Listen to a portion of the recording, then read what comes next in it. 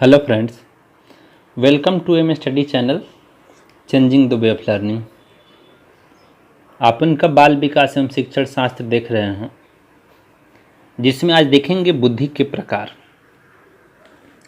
Garrett ने बुद्धि के 3 प्रकार बताया। गैरिट ने बुद्धि के 3 प्रकार बताया। पहला का नाम था मूर्त बुद्धि।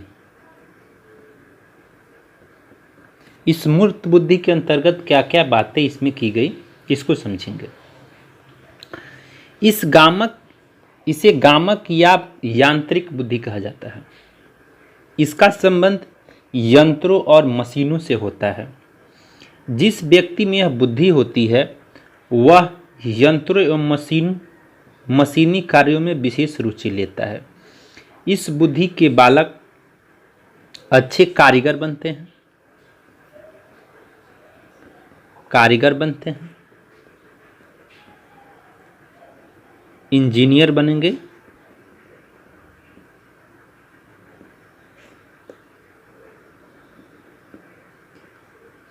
मैकेनिक बनते हैं, या फिर औद्योगिक कार्यकर्ता होते हैं। मूर्त बुद्धि में दूसरी बातें गैरिट ने बताया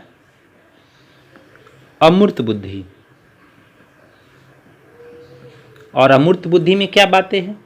इसका संबंध पुस्तकीय ज्ञान से होता है। जिस व्यक्ति में यह बुद्धि होती है वह ज्ञानार्जन में विशेष रुचि लेता है। वे अच्छे वकील, क्या क्या बनेगा? वकील बनता है, डॉक्टर बनता है, फिलोसफर, जिसको हम लोग दार्शनिक बोलते हैं हिंदी में, फिलोसफर बनता है, चित्रकार एवं साहित्यकार होता है, होते हैं, क्योंकि बहुत सारे हैं। तो आप अच्छे से समझ रहे हैं अमूर्त बुद्धि के द्वारा। तीसरी बात बताई थी उन्होंने सामाजिक बुद्धि।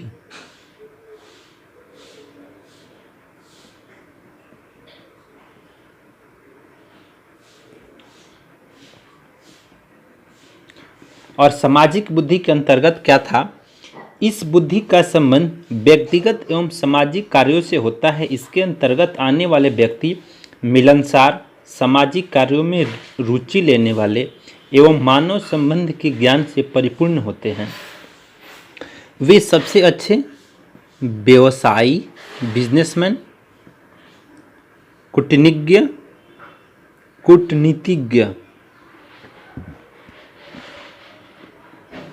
एग्जाम्पल शकुनी समझ लीजिए कूटनीतिज्ञ में, और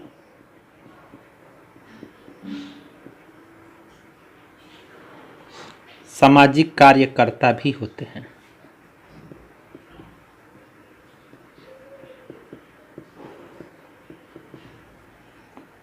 आप अच्छे से समझ रहे हैं।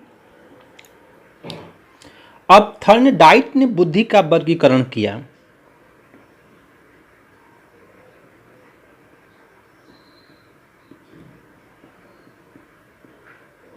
थर्नडाइक ने बुद्धि का जो वर्गीकरण किया, उन्होंने भी 3 ही प्रकार से किया था।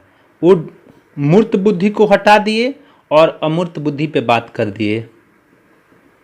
अब स्टूडेंट, इसमें हम क्वेश्चन क्या बताने जा रहे थे कि इसमें क्वेश्चंस जो आएगा उसमें ये पूछ सकता है कि मूर्त बुद्धि के अंतर्गत कौन कौन से प्रोफेशंस आते हैं, अमूर्त बुद्धि में कौन कौन से आते हैं, और सामाजिक बुद्धि में कौन कौन से आते हैं। इसलिए मैंने इसको लिख करके बताया स्टूडेंट। अमूर्त बुद्धि में क्या बताए थे थर्नडाइक ने कि शब्दों, प्रतीकों, समस्या समाधान आदि के रूप में अमूर्त बुद्धि का प्रयोग किया जाता है। सामाजिक बातें हुई थी, और सामाजिक में इन्होंने क्या बताया था? समाज में समायोजन किया जाता है। और तीसरा इन्होंने यांत्रिक बातें की थी, और इसमें बताया था इन्होंने व्यक्ति यंत्रों एवं भौतिक वस्तुओं का परिचालन करता है।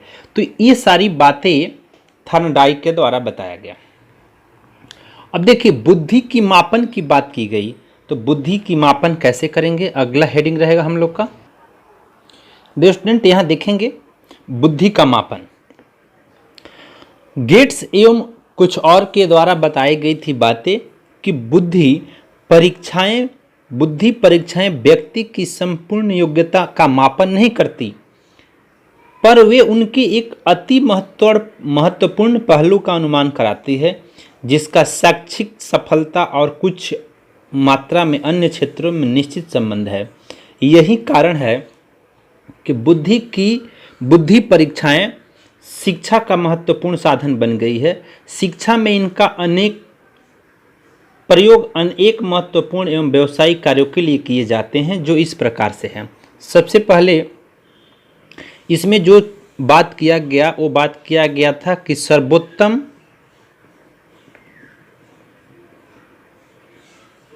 बालक के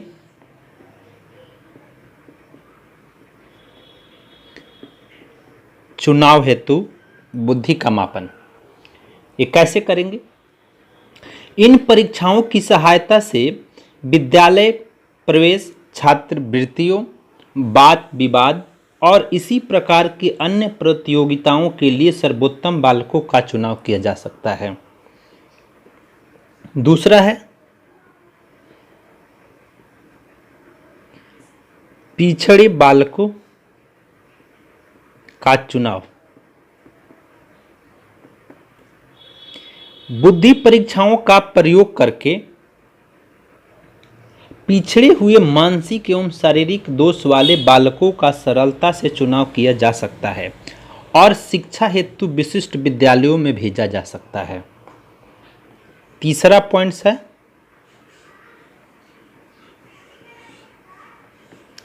अपराधी व समस्यात्मक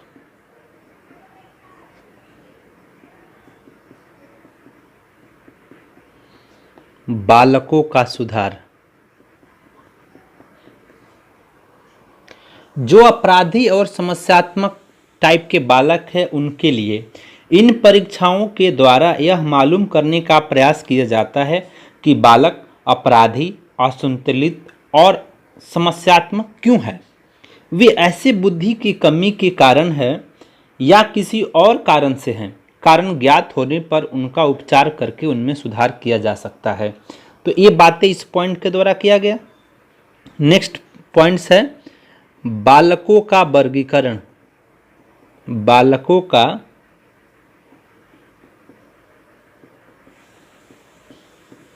वर्गीकरण और बालकों का वर्गीकरण तीव्र, मंद और साधारण बुद्धि वाले बालकों में विभक्त कर सकते हैं और उसी के अनुसार शिक्षा दी जा सकती है। नेक्स्ट पॉइंट है बालकों की विशिष्ट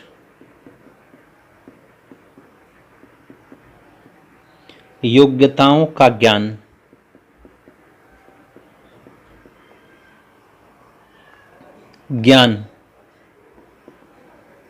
बालकों में इन परीक्षाओं के द्वारा बालकों की विशिष्ट योग्यताओं की जानकारी प्राप्त करके उनको उचित शैक्षणिक निर्देशन दिया जा सकता है। नेक्स्ट है बालकों की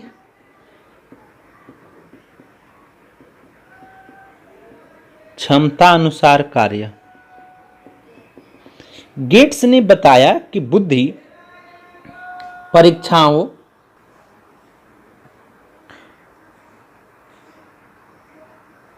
द्वारा बालकों की सामान्य योग्यता एवं मानसिक आयु को ज्ञात करके यह अनुमान लगाया जा सकता है कि उनमें कार्य करने की कितना क्षमता है और उसी के अनुसार कार्य दिया जा सकता है।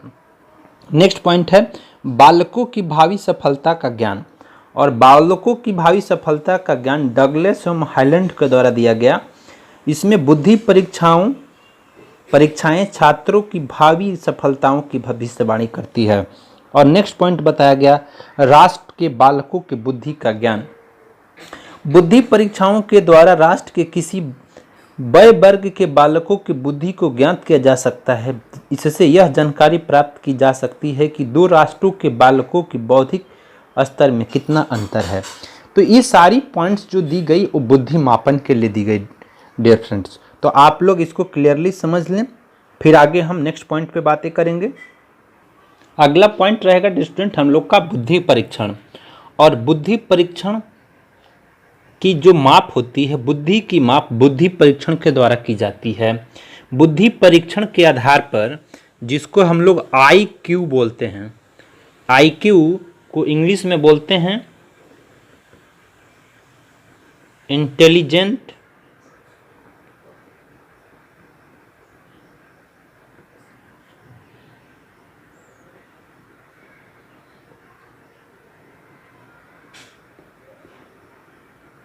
क्वोशेंट, जिसको हिंदी में बुद्धि लब्धि के नाम से जाना जाता है। बुद्धि लब्धि, बुद्धि लब्धि हो गया। अब इसमें क्या दिखाया गया, इसके आधार पर कुछ बातें की गई कि बुद्धि लब्धि मीन्स IQ इक्वल टू होता क्या है। इसका मतलब होता है मानसिक आयु बाई